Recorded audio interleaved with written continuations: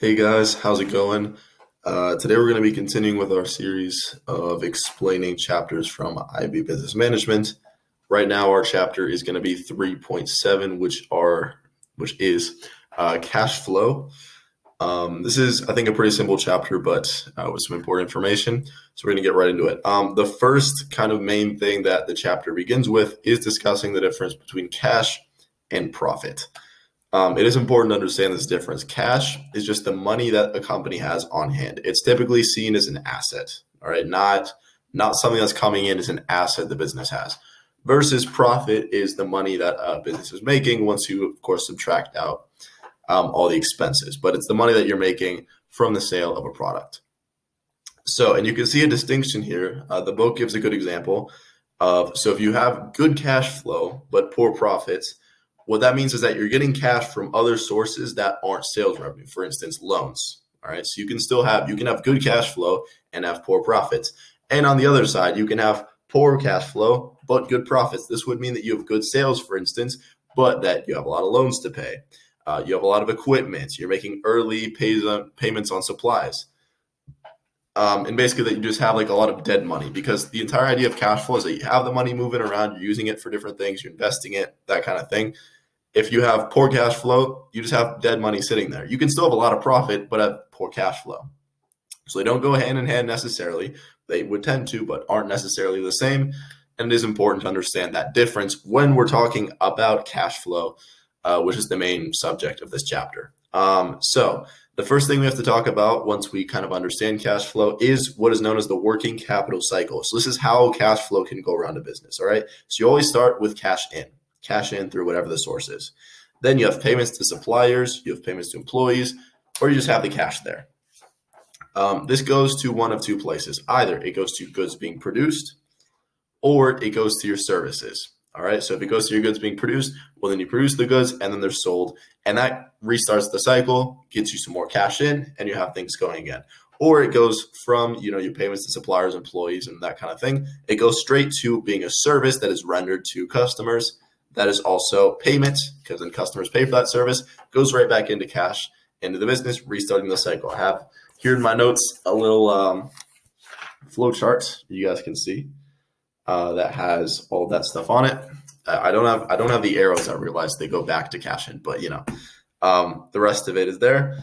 So, and also what you can see through this is that basically the cash in part is the important part of keeping the cycle going, and that every part of it has to be efficient in moving.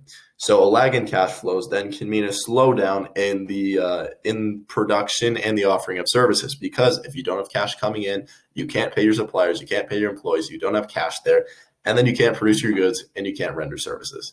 So that's all kind of important thing to know and understand, that that's how the relationship is between cash and what a business is trying to do. So then we get into cash flow forecasts. So what are these? They are basically a tool that businesses have where they anticipate the cash inflows and cash outflows they're going to have. Now, what are cash inflows and what are cash outflows? Well, as you can imagine, cash inflows, anyway, money's coming into the business.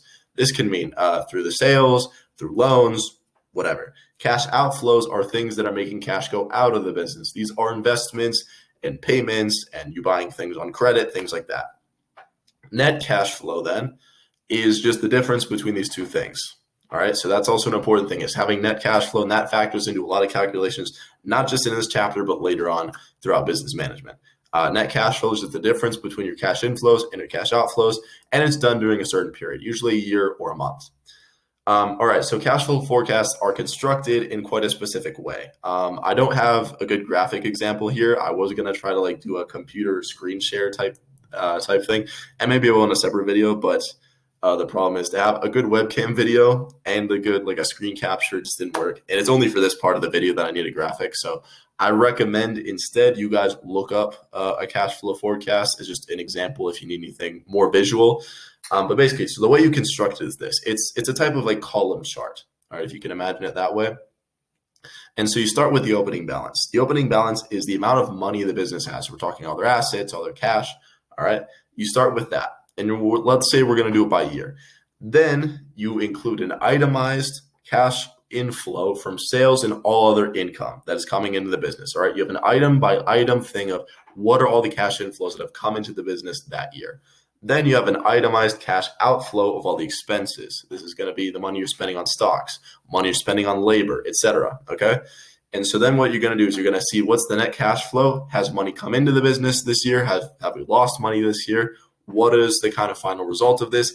And that gives you your closing balance. Your closing balance is you have your opening balance, all the cash inflows and outflows have happened. Closing balance is after all that addition and subtraction, what's the final balance? That closing balance then becomes the opening balance for the next year because, as you know, let's say the year starts in January, ends in December. Well, then at December 31st to January 1st to start the new year, the balance is going to be the same. And then the same operations are going to happen for the following year, and then year after year.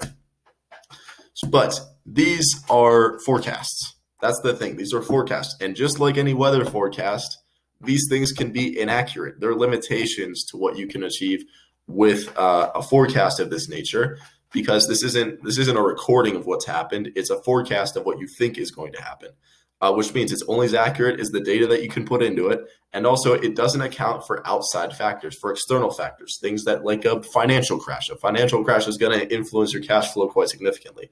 This is a very linear and pretty flat chart that is focusing on internal things in the company, projections of those things. But any kind of external forces, any kind of unpredicted issues or events, you can't factor those in because there's not a way to include, in case of recession, this, unfortunately.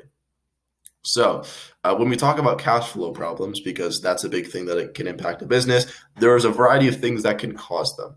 You can have overtrading, which means the name's a bit tricky. Overtrading means unnecessarily expanding business operations. This means trying to grow too quickly, trying to open too many locations, trying to expand your business too much, basically going beyond what your capabilities are. This can cause cash flow problems because then you're sinking a ton of money into something that your business isn't ready for, and maybe your profits can't support it.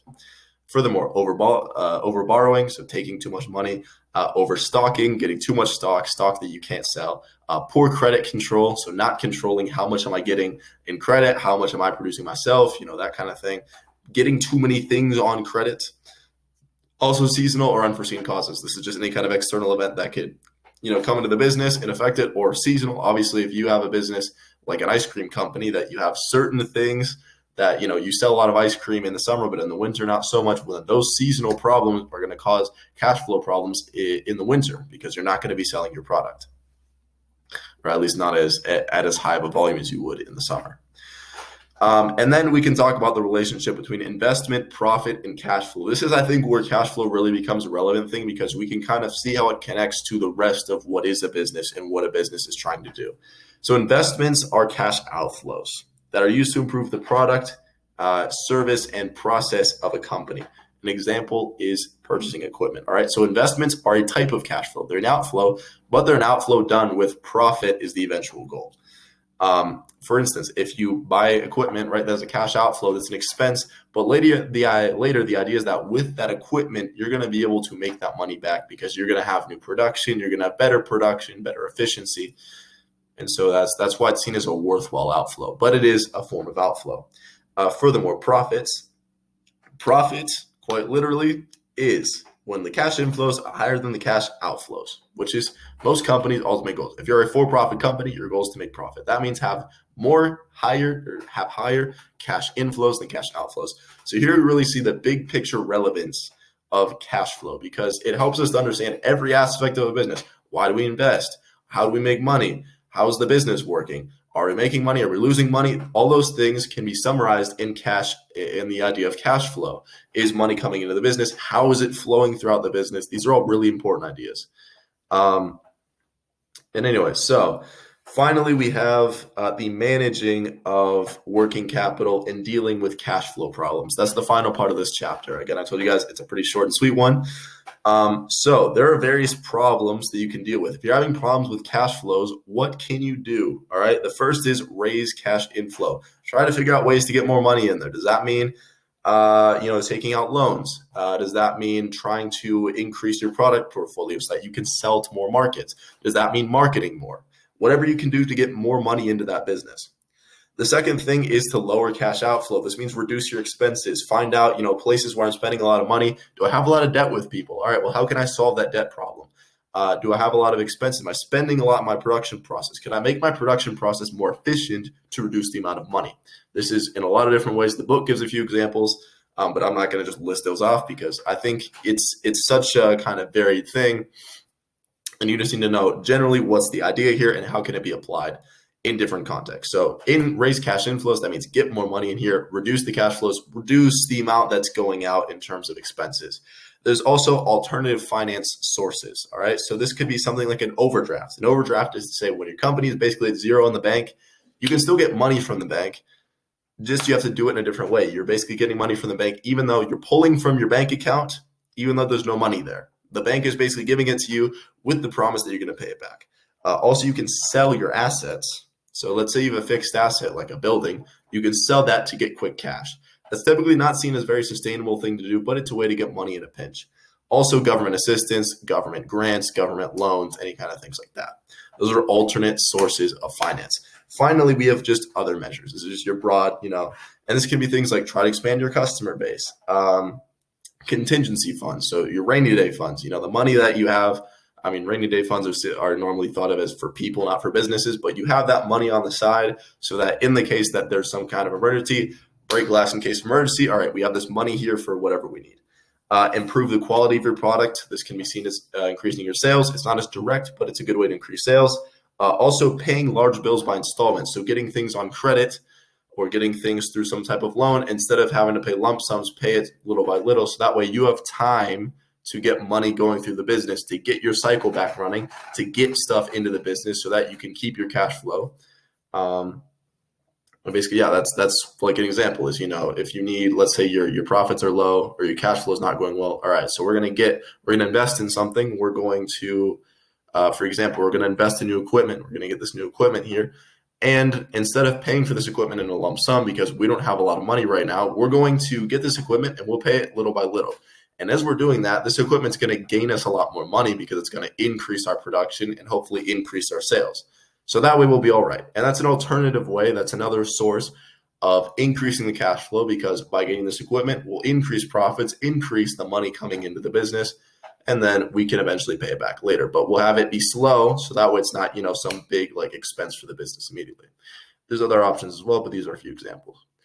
And with that, we have concluded this chapter, guys. I hope you have enjoyed the video. Remember, if you have any questions, do leave them in the comments. I would love to answer them for you. And with that, thank you for watching and the best of luck in the rest of your studies.